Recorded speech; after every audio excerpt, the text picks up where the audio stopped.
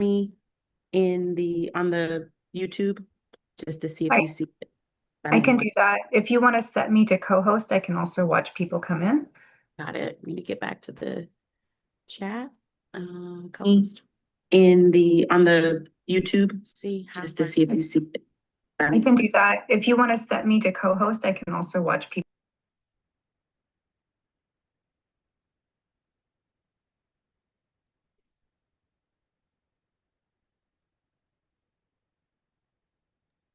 There is a note on my screen that says live. It's being live streamed.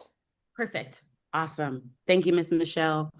I've gone ahead and I've closed that window so that we're not getting that reverb, that feedback. So it should still be live, even though I've closed the window.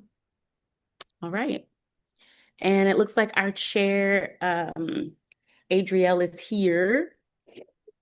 I'm going to get some of the rest of us in the meeting. Good evening, Miss Adrielle.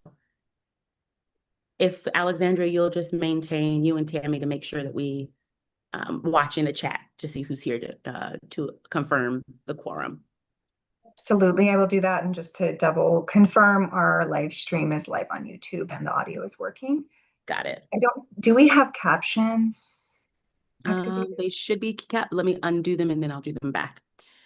Okay, they should be reset. Okay. Good evening, everyone. Happy beautiful Wednesday.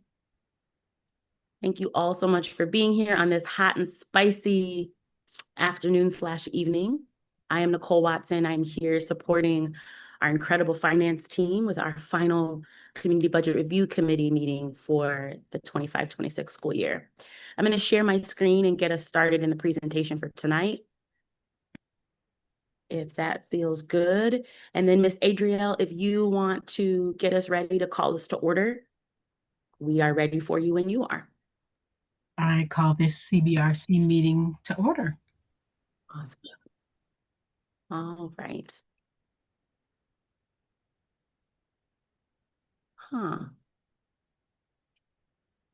Just give me one moment, you all. I'm on a new laptop, and so it is asking me for some permissions about sharing my screen that I wasn't prepared for. In that, Alexandra, I may need someone on your end to share if I can't get in. If it needs an administrator. Sure. If you want to try for a minute and then I can go ahead. I'm ready to share if you'd like. Let's just go ahead and move there since we are on a short timeline for tonight, and I will troubleshoot that for upcoming conversations. My apologies. For tonight, I'm going to briefly, as you all are accustomed, go through our housekeeping. We're going to talk a little bit about some CBRC recruitment as we head into the next school year. We're going to overview our budget milestones and just talk a little bit about some of our and milestones, our goalposts. And then you're going to hear a review of our local option, our ballot language, review some of our consensus scope, some data, and then confirm some reports, identify the submission timeline, and get us through to committee approval and the creation of our CBRC vote. And with that, I'm going to pause and get back to my notes.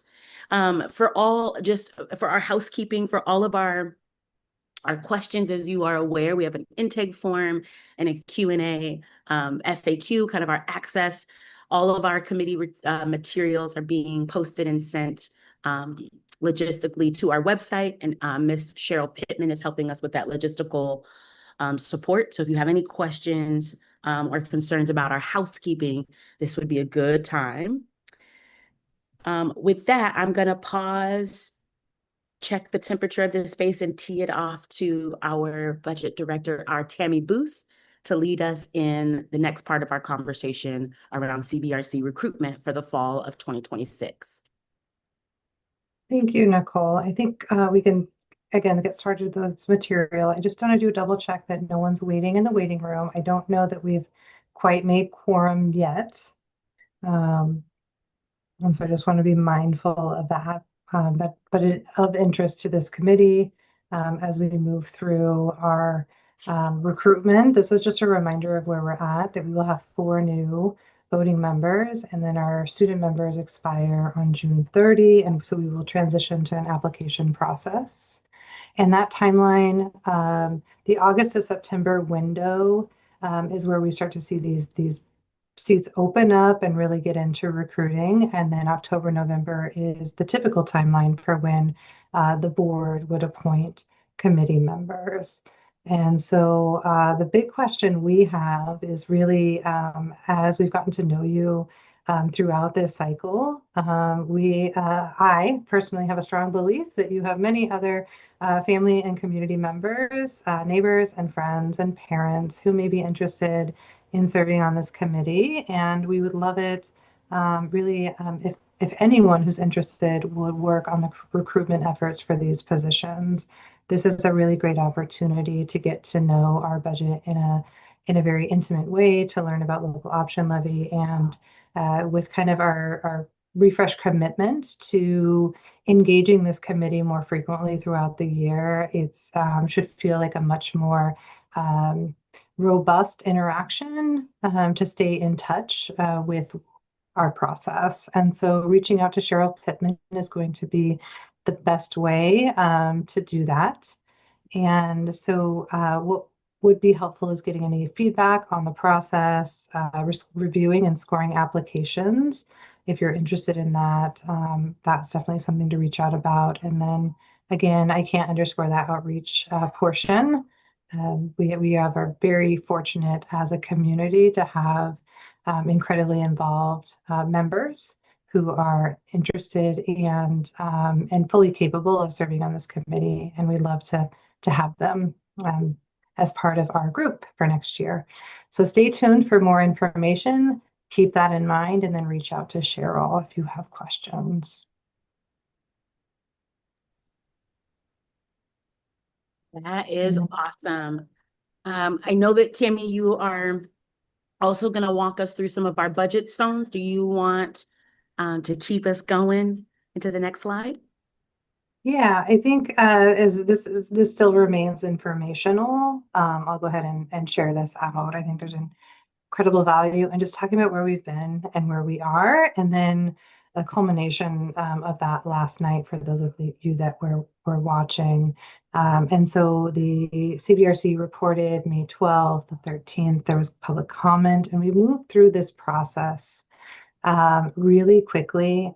And it felt like a very long time at the same time. And the level of expertise and work that you provided was called out specifically yesterday at our TSCC hearing, as well as our board referencing some of the callouts that are happening. And so I didn't want to miss this opportunity to really just highlight the report that this body is producing is being recognized both by our Board of Education as alongside outside TSCC as well. And so I just want to call that up as something that I'm particularly proud to be a part of, and thank you for your service there. And just the budget was adopted, and then we had an appropriations transfer amendment that was approved yesterday.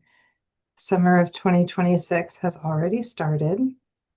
And so with that, we're closing our fiscal year. We're going to have our actuals available. That culminates in the fall of 2026. And then we work on implementing at the same time the budget and the monitoring. And so those things are layered on top of one another. And Michelle has a commitment that she's made, and we're excited to kind of wrap around this group and bring you along that journey with us to keep you informed throughout. And then that's those quarterly budget updates. And I can also give a plug for the monthly budget reports that come out are always available on the website as well. And so with that, I'll pause because now we're really getting into the meat of the meeting, and I am not sure we have a quorum. To me, we have 5 members and 1 student member in the space right now. And so a quorum will be needed for the action items that we have tonight. because I'm doing my screen share on my laptop, I don't see all the functions in the attendee window. So I don't think there is anyone waiting. Nope, I've got you covered, Alexandra. We've got no one in the waiting room. Okay. Might So- it be helpful for, oh, I'm so sorry, Miss Michelle. Well, we have a minute and hopefully we have two folks that will join us along the way. But again, I want to express some great appreciation for this group. I know that it was it felt really rushed. And as we reflected on your feedback in the turnaround time between the proposed budget and the report to the board, there was so much pre-work that we had done in the community that we hadn't walked you through as well. So I'm sure it did feel like a lot all at once. And we were in the middle of current year budget challenges. And this one was, packed like severe reductions as well. So very uncomfortable situation in terms of content, but also process. So we really want to make sure that we are bringing you along and making sure that you are getting pinged when there's budget updates going to the board. The board expressed a lot of interest in that feedback loop that this group surfaced so that you're getting information back on progress or there was risk identified in this budget in the report. And so like you guys will get to see throughout the year how we're doing compared to some of those assumptions we made. And that'll really help inform the next report. So I really look forward to that collaborative process. The reason we're here tonight is because for the first time, we have unhinged the local options levy certification from the CBRC report to the board. And the reason for that is because in the throes of all of the activity and report development, our group couldn't get comfortable with our methodology for reconciling to the local option levy revenue and how they were being spent. And so that's the current draft of that certification states that. And what we need to do as a team is really show the work. And we did this by email, but show the work so that we can get that certification and include that in our annual financial report. And that's not something we've done before. But I want to separate that so that we have it codified in as a look back in our annual report, which is where we have all of our other information like that.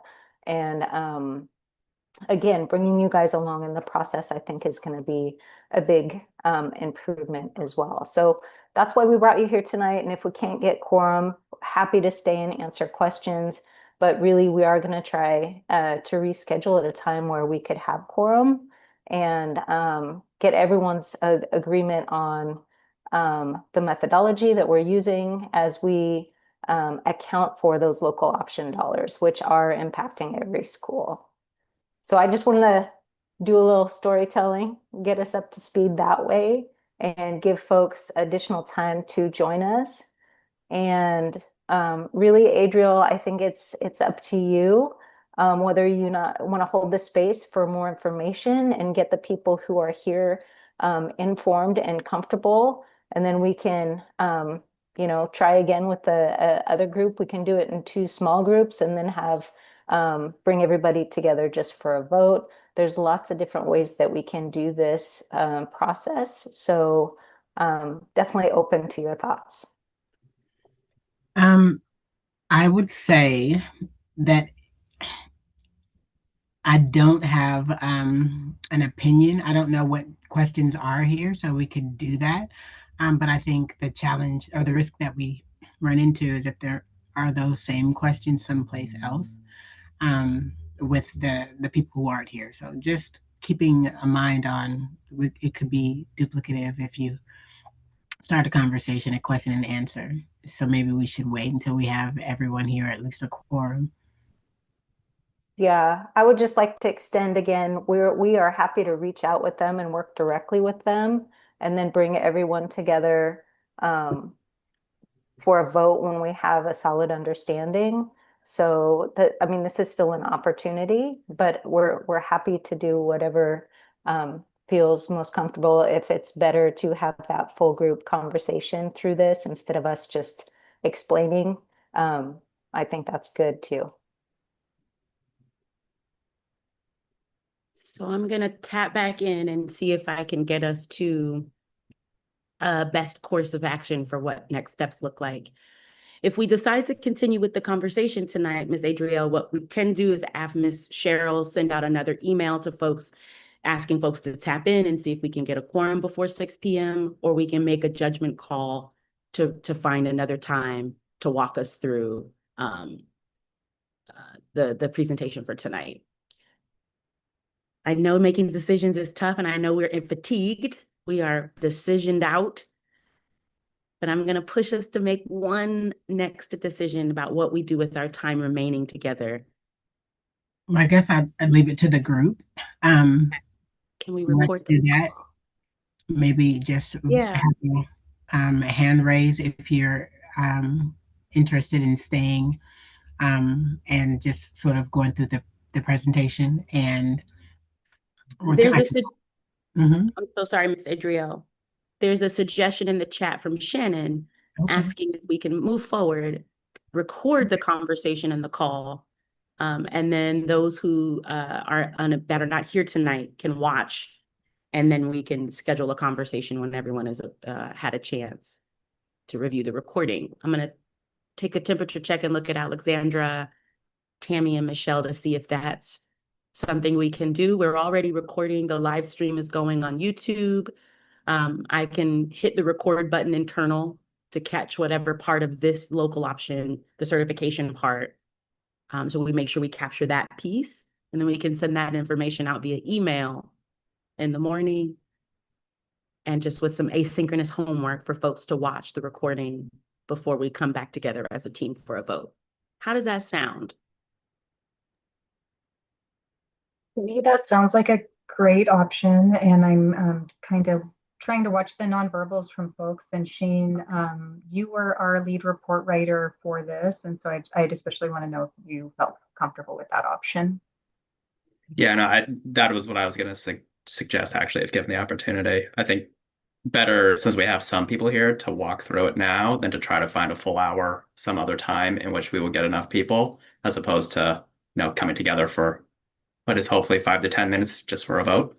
Seems more reasonable. All right, look at us. Okay, I'm going to hit the internal record button, but we also have that backup option on our YouTube Live, which is also obviously keeping us recorded. Just give me 1 minute. Let me get recording going. All right, and we're live.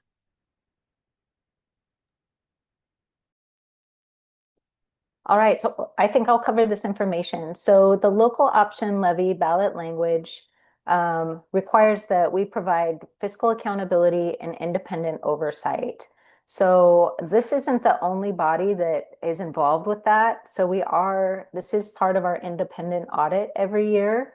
So I just want to put that out there, that is subject to review by our independent auditors, along with all of the other funds that we appropriate and spend throughout the year. So there is a lot of control around it. This is an additional layer that provide assurance to the voters that we would have voter review every year. So we need to make sure that the tax dollars are used only for the purposes approved by local voters. There's very specific language in the ballot title directing us how to use those funds. Funds will be placed in a separate account to ensure their correct use and accurate reporting. That is how we identify where those expenditures live in our massive accounting system. And that no funds from this local option levy will be used for district administration. So there's a link here in these slides to the ballot measure description for anyone who wants to click on that and check that out. I feel like we have established that as a group, and I'm happy to take any questions.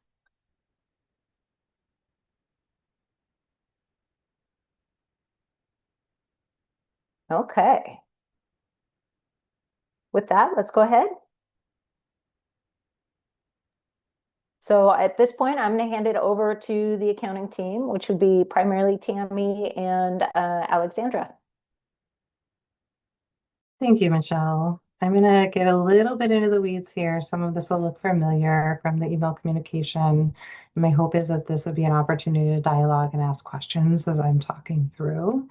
And so to meet that ballot language, we have a sub-fund 107, which is our local option levy sub-fund, and we record all of our revenue that comes in into that fund. That includes both the current year tax as well as prior year taxes and penalties and interest. And we'll get into those details in a couple slides. And so just accounting wise, the way that we ensure that we're meeting that ballot language is the object code for the 511100 licensed staff covers classroom teachers and then educational support counselors and other licensed staff.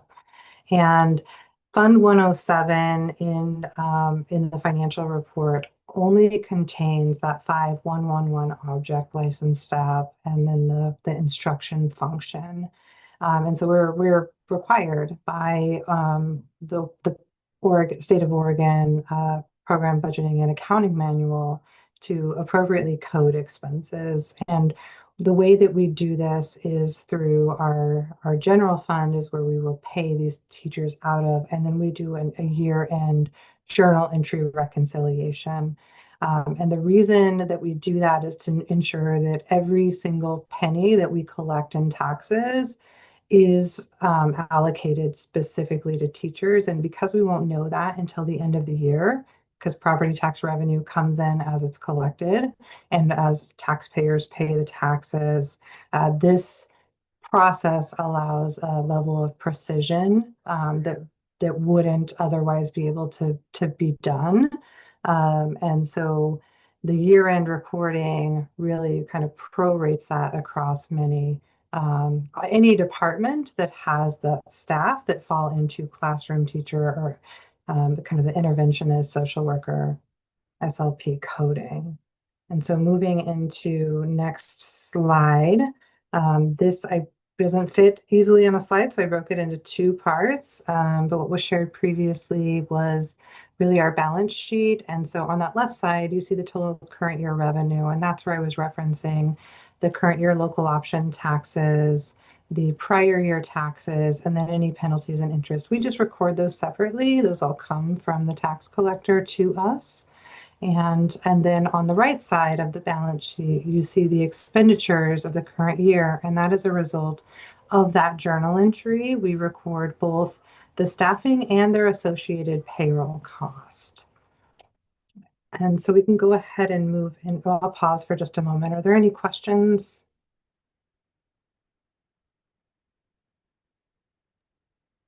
Well, people are thinking, I just wanted to add, this is our revenue object codes that you see here are visible in our budget document. So this level of transparency is available if we're looking at the general fund resources by object report. Thank you for adding that.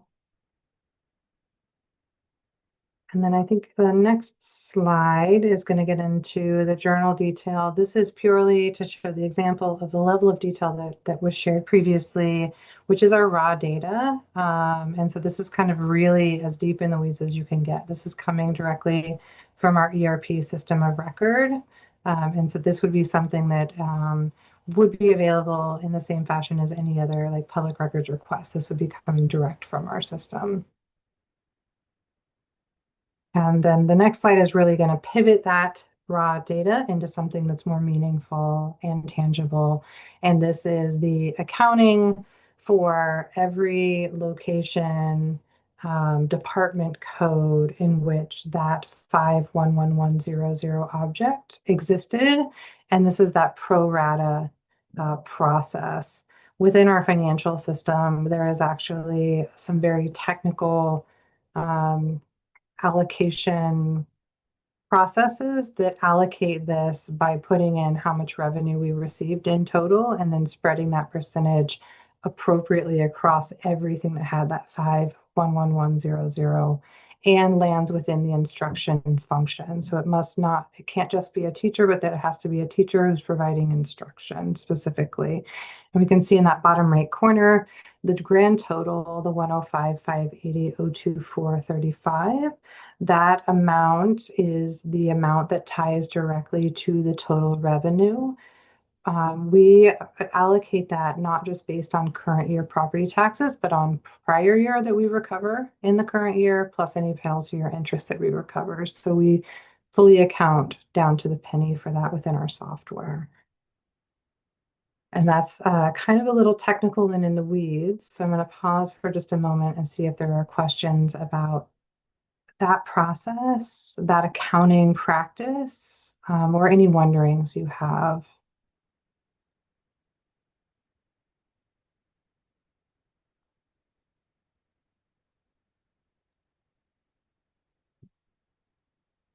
I have a question. How do you decide on how much everybody gets? Is it just per pupil or It's how? actually it is a kind of a mathematical, the 105, 580, and then it looks at how much in that object and function, how much we're spending on teachers at each location and spreads it evenly. So, for example, we'll notice the difference between Abernathy and Access.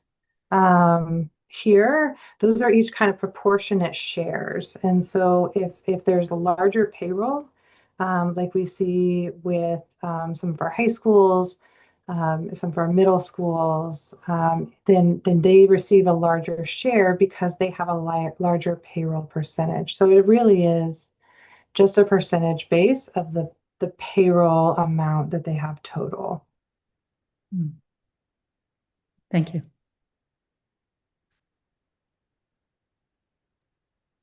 To just follow up on that. So I guess by the nature of the fact that some schools have like more senior teachers who get paid more, they would get a higher portion of this because it's based off of payroll as opposed to necessarily like total teachers. Yes, Okay. that's correct. Okay. Thanks. And so if I kind of putting myself in this body's shoes, I would be looking at the names and the school departments and ensuring that every school location is accounted for within that, because that is going to be a critical piece. That is in the ballot language that every school would receive funding. And I think it was every school receives funding for teachers. Is this limited to only teachers, what we're seeing here? So this actually is limited to teachers, but the ballot language offers that it may be used for support as well. We just the software is set up to calculate based on teachers. So we could look at a different methodology and allocate the math a little differently. But yeah, the technical accounting supports teachers. One thing I'd like to add about that is if there is a change in methodology that would change the distribution, that at some point may be felt in schools because it's a finite amount of funding. This doesn't influence our staffing formula, but it does influence our total operating budget when we think about how much we have and what our staffing ratios are.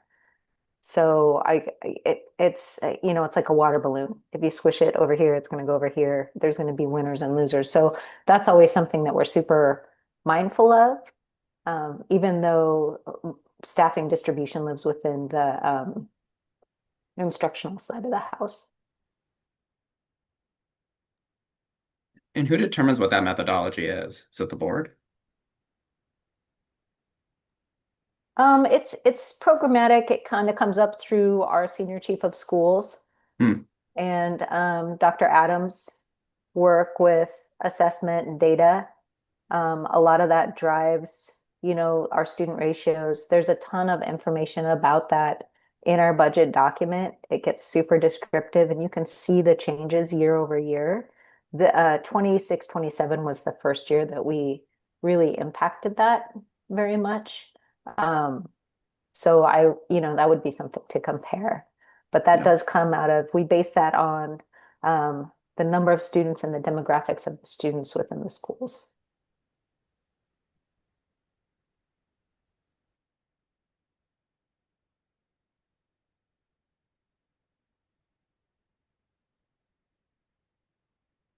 Great. If there are no questions from there, I think I'm going to turn it over to Alexandra to get into our average teacher cost and our enrollment. Thank you. So in our presentation of local option levy data to CBRC, we're combining a few different data sources. And so we had shared back in April a spreadsheet that has some historical years of data as well as projections. We shared enrollment by school. And one of the data points that we shared in there was the average teacher cost.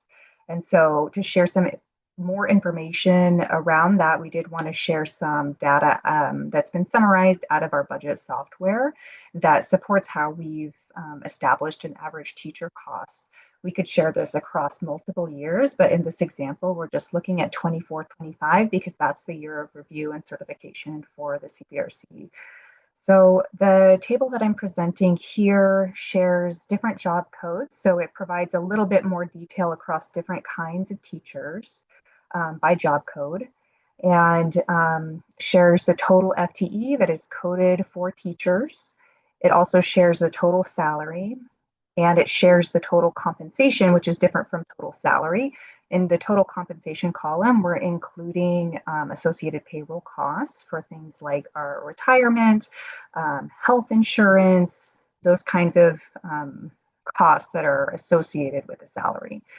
And so with these figures, we can create an average teacher cost. You can see that that's a very simple calculation. We're looking at the total compensation in this year. It's 370 million. And we're dividing it by the total FTE for teachers only. So we're really focusing in on teachers for this. And that is 2,633. So when we put those together, that creates an average teacher cost of 140,000.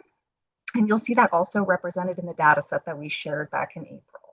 So this is how we establish the average teacher cost. I would also share that we can discern that at a higher level or approximate that in our budget document.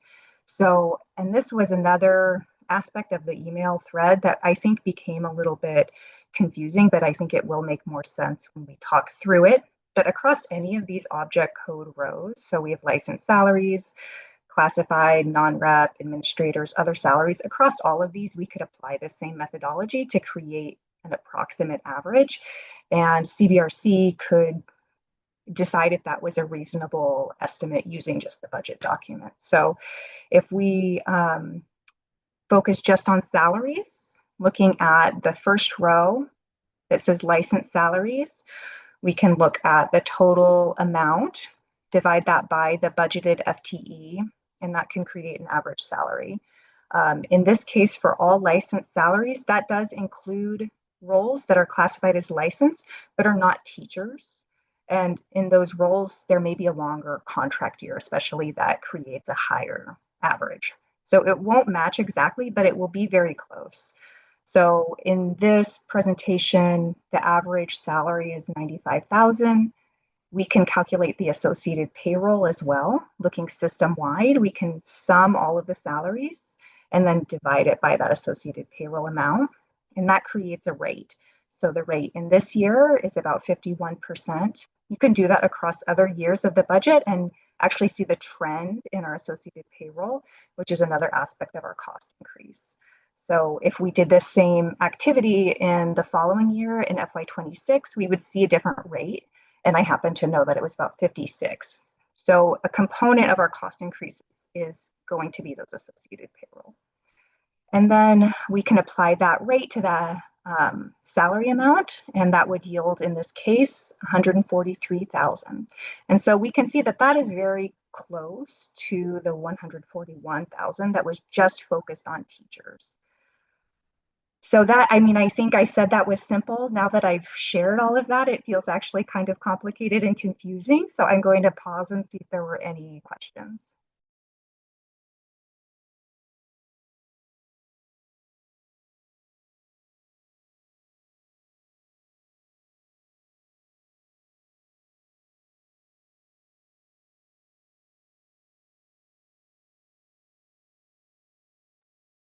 I think in general, the concept is, does that seem like a reasonable figure that we've provided? And we can see that this is quite close. Okay, hearing none.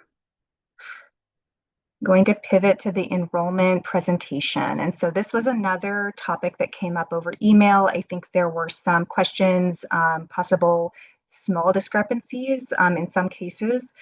And so we wanted to acknowledge that and share some more background and information about the student enrollment data.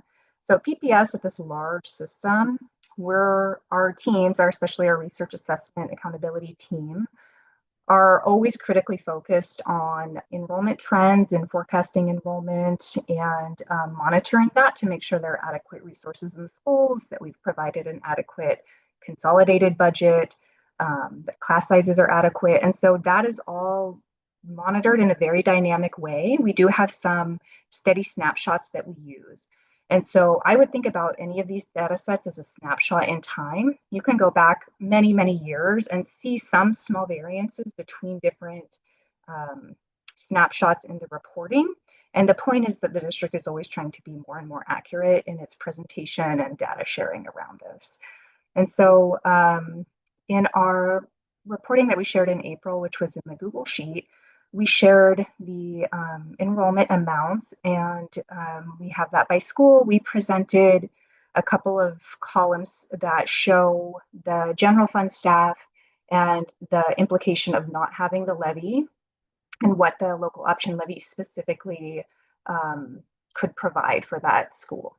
And so for this year, the 24-25 certification year, we have, I've focused in on Boise Elliott. And the first screenshot that I have here is from that reporting from April. And the screenshot below is from our volume 2, which is a great resource that I know folks have been able to click into and explore. This resource shares the projected enrollment. And so you can see that it's true, there is a small discrepancy. And so our October enrollment was 315. And then by the time we produced the volume 2 as part of the budgeting process, it was 313. So there is a small discrepancy there based on different timings of the data sets and when we prepare the reporting. So I did want to acknowledge that, but some of the programs may have larger fluctuations between their forecast and the enrollment. And I think that was called out for some of the programs, but typically we have a pretty small margin here.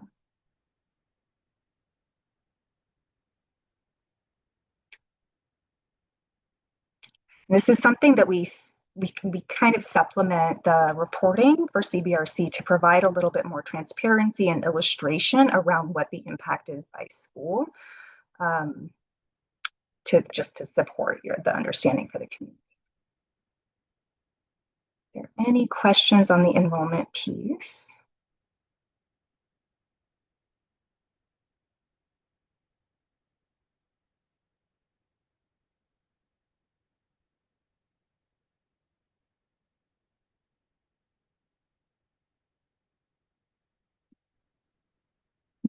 And move us along. I've referenced this a few times. I'm going to pass it over to Tammy if you can help us bring it all together. Yeah, so this should look pretty familiar as part of the data reporting that we do, demonstrating the current year local option levy actual collected taxes. You'll notice there is a small difference in that 104 because we're calling out the current year as opposed to the prior year. And so the report, the balance sheet report, will help you distill and ensure that number is accurate. And then we have that average cost of teacher that we had kind of referenced before. And so kind of mathematically, coming to the number of teachers that are being funded for the 24-25 year is 741. And then we have our licensed staff FTE, and so then you're able to see a proportion. And so this is kind of the layout of the report, and what that indicates over time. A couple of themes I think this body has picked up on over several years is the declining number of teachers that the levy is supporting, that is pressure tested against both declining levy collections that are current and projected in the current environment, as well as increased costs for average teachers' salaries and benefits, that is aligned with increased costs across our system.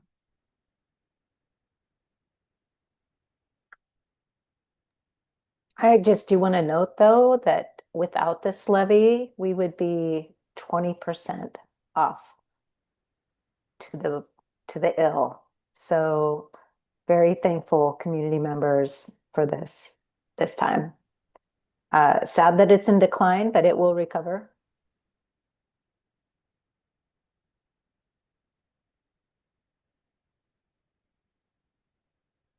Definitely agree with that. Are there any questions at this point? This is kind of the end of the walkthrough of our process, and what we get through to coming to the summation of the report. We want to make sure that we've met our obligation as a district in being transparent with how we record the transactions, how we ensure that we're meeting the ballot language, and how we're upholding our commitment to this committee as well, and bringing you along with your knowledge and expertise.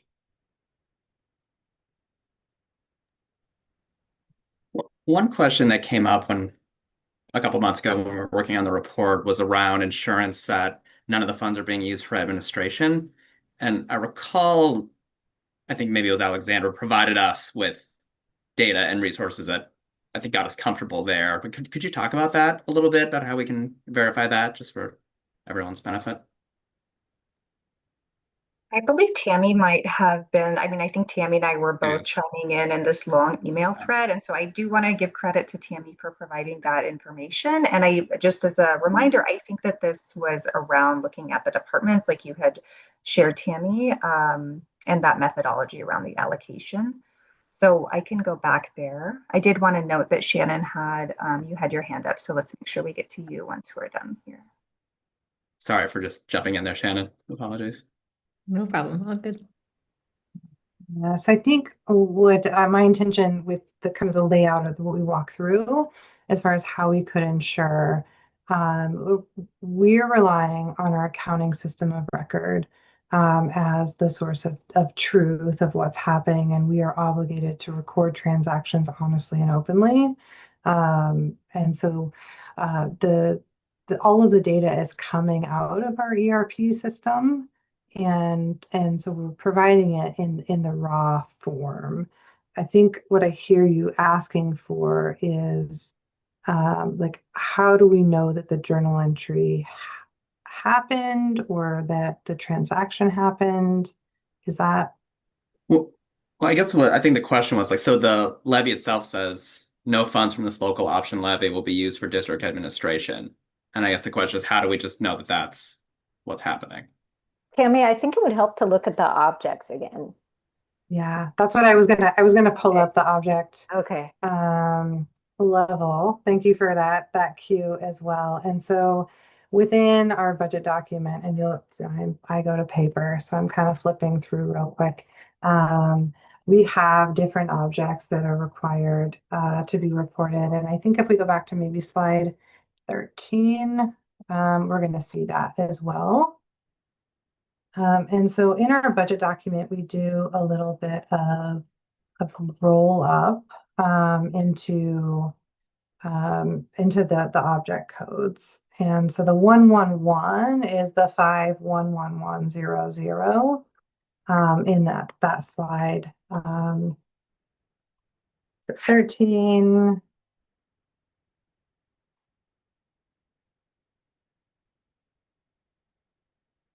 Let's go to the average teacher cost slide is what I'm looking for. We do reference this object code across several slides. Here, just to add, we can see on the top row on the expenditure side, we see that that object code is labeled licensed staff and is only used for licensed staff. And the average teacher cost, we don't have object codes here. It do is have- listed under the major object, so we roll these up in presentation. And I think this might be getting at the heart of the question where how do we know it's not classified non-rep administrators or other? And it's just by the nature of the account code being 511100. That can only be licensed staff. It can't be administrators in the same way that 1121 must be classified.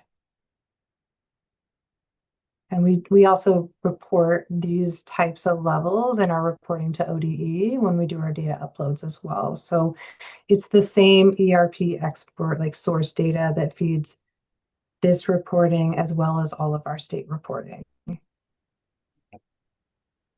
thanks, Tammy.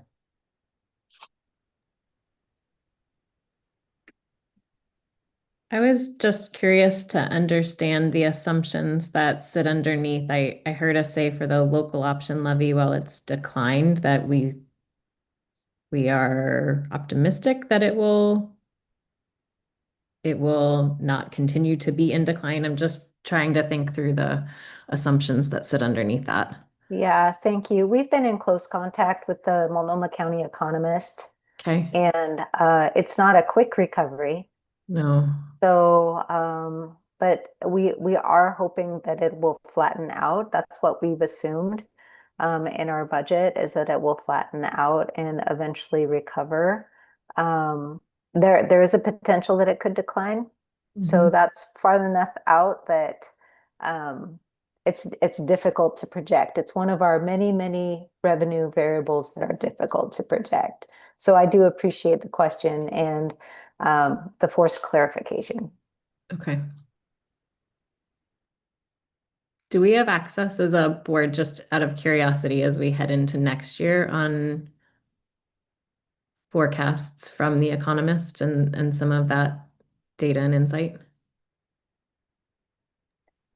I am not sure what is published regularly. We have a more informal kind of conversant Got it. relationship, and we show up for each other when we're like checking numbers and how they're going to impact each other. I do know that last November, The Economist came to the board and talked about this specific topic. And that's an example of something that we could have brought this committee along to hear about and just did not do that. So it was, I don't have the exact date, but I know it was a November board meeting that economist Renfro came and presented on just this topic. Yeah, I remember that meeting and it was very helpful to understand what was happening. I also remember when we went out for the levy, we wondered if we should go a higher percentage because since teachers' salaries are getting more, of course, you get fewer teachers for the amount of money we were getting. But we decided we might not pass it if we raised the percent. So we stayed with what we had. And it's passed through what point, or indefinitely? I'm not sure when it comes up again. I think it was a 5-year levy, so it's probably going to come up again in 2 years. And it's a vote by the people at a regular. I can't remember if it was a November election. It was renewed in May 2024, and you're Okay. correct that it was a 5-year. Here. Okay. Yeah. So, no, probably when it comes up again, we should raise the rate, but they always send out, little feelers to see if it would pass at the same rate or maybe if it was bigger. And last time it showed, yes, it'll pass if we keep the rate the same. So that's what we did. But looking at it now, you wonder if you might not have tried to get a little more. And I know we talked about benchmarking in our report. I'm just processing the average teacher cost and rise and just thinking about that relative to other districts and again, maybe that's a next year question, but just trying to process this relative to other school districts. Shannon, I'm happy to feature that as a topic. Okay. There's a lot bundled up into that, including, you know, insurance and coming into 25-27 biennium, we did experience an increase in our employer rate for PERS. Mm-hmm. And then we are expecting that again for 27-29, which is a big part of our extended forecast and the challenges we see ahead. So I would love to share more information about that. I would just say that the increases that we're seeing in cost per teacher don't necessarily reflect increases in wages. Right, exactly. And I think that's important on their behalf to make really clear. Yep, I would totally agree.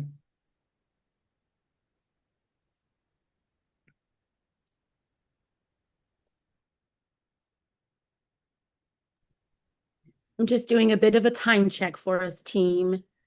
I want to make sure that we get everything that we need around the local option before moving us into next steps and our closing.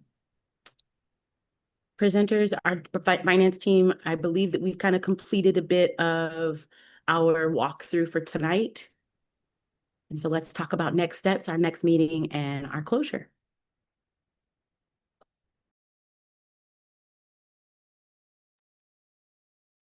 Kemi, do you want to cover the slide or do you want me to jump on it?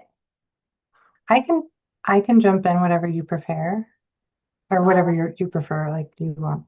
Yeah, Want me to jump well, in? I know that we're thinking the same thing, so I'm going to go ahead and let you have it.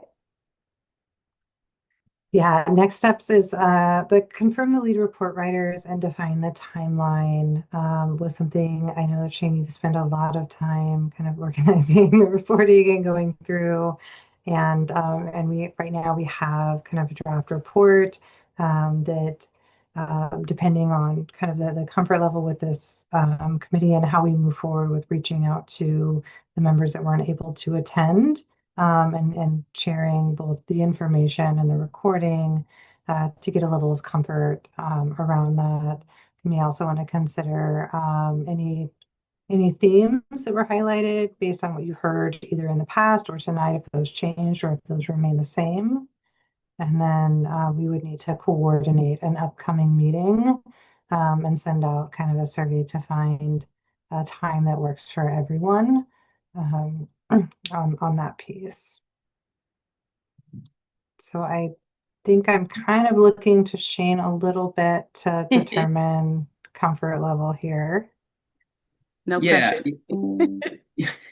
Yeah, I appreciate that. So I'm happy to. I think we have a pretty far along draft. I think, you know, some of the concerns that were raised, including by some people who aren't in this meeting now, wanted to build in some sort of qualifying language, just because we felt we didn't have time to adequately dig in. So I feel like I personally would be comfortable kind of taking, you know, backing those out a bit and, you know, fixing that. Obviously don't want to speak for people who aren't here who did raise those concerns. So I think it would make sense for, since I was taking the initial cut of the report anyway, to go back through and refine it, share it with our co-chairs, our vice chair, and people that, you know, were also involved with this, to make sure after they have a chance to view this video, ask questions, that they're all comfortable with that. And then we can kind of come up with what we think would be the final draft and share that with the group in advance of a meeting for a vote, if that makes sense to everybody else. I think it does. One thing that's surfacing for me is we may not have all of the same members after June 30. So I just want to be mindful of that as well. I don't know if anybody on this call can answer that, but does that mean we have to have this finalized before June 30th? Or does it mean at that point we just need a quorum of whoever is actually still a remaining CVRC member? I guess that's correct. A quorum of who's remaining at the who's end. remaining. Okay. Yeah. Mm-hmm. No, that's helpful. I'd love to hear Adriel's thoughts too. First, I just want to say thank you, Shane. You did amazing work. That was Thank a strong report, and it was in a very tight timeline. So kudos. Because I won't be a part of that quorum, I would say it makes sense to me for you to do that and share it out. And if we can get it finalized before the 30th, which is what, next Tuesday? Awesome. But if not, I won't be around for the final push across the finish line. So I guess I'm not sure if my input how much it matters, considering that June 30th is my last day. Sorry, y'all, I got a feisty puppy over here. Go ahead, Miss Michelle. No, I just wanted to share with Adriel, of course, your opinion matters. And if this is something that you can get behind, we can make a note in the report, like a staff note that says that, just because if there's a timeline expiration that passes, it would mean a lot to us for you to support the certification, I guess is what I'm saying. Well, then absolutely. Let's do what we can do by the 30th. And then as my final act, I will review. Again, I thought what was already presented we didn't get a chance to meet as a group, but I think that with the many questions and the back and forth on the backside that a lot of the committee didn't see, we got to a really great defined space. So yeah, I can't imagine there being a whole lot of changes, Shane, that you're going to need to make based on the quality of what was already presented. I agree. Yeah, I'm going to be the optimist and think we could definitely have something to the group in advance of the 30th for everybody to review and hopefully at least, give thoughts on if we can't have a vote. All right, I'm in. Let's do it. All right. Thank you, Erin, for your note in the chat. Let's make sure we don't lose that as well. Got it. Do you want me to say it out loud? I can't find the chat. I'll put it in the recording for the record. I'm satisfied with what's been shown. I was one of the people that I just got trapped in we're having to certify something we can't even really look at. So at least there's enough of a paper trail here that assuming the numbers are what they are, I'm satisfied. If there's any way to preemptively vote and keep the quorum going, I would happily do that. So doing our time check, you all, what would be best for next steps? We need to find another time to bring the committee back together for our final vote. There's a big sprint to get us to the 30th. Do we have what we need for tonight to send us back out into community with a follow-up from Ms. Cheryl in email with some next steps? Would that be appropriate? Finance team, Adriel, Shane? Yeah, I think that makes sense. Okay. Agreed. Okay, finance team, if there is nothing else for the good of said order, I'm going to have Adriel close us out for tonight. I do have one note, just because our Alexandra has been such a major part of this team for this committee, supporting this work for years. Just want to let everyone know that we are celebrating her. She has accepted a position elsewhere, which is the right next step for her. She is going to accepted a position as an executive accountant for the San Francisco schools. And she knows, Alexandra, I love you. Thank you so much for your work in this committee and all other things for finance. And you're going to be awesome. And we'll miss you. You're amazing. Yes. Yeah. Congratulations, Alexandra. It's our loss for sure. Congratulations. The Bay Area. That's Yeah, thank you, team. I will miss this whole group and everything that we've been through together. Yeah, thank you so much. Michelle is putting me on the spot all the time in all the meetings right now, so I have to get used to it and get some talking points.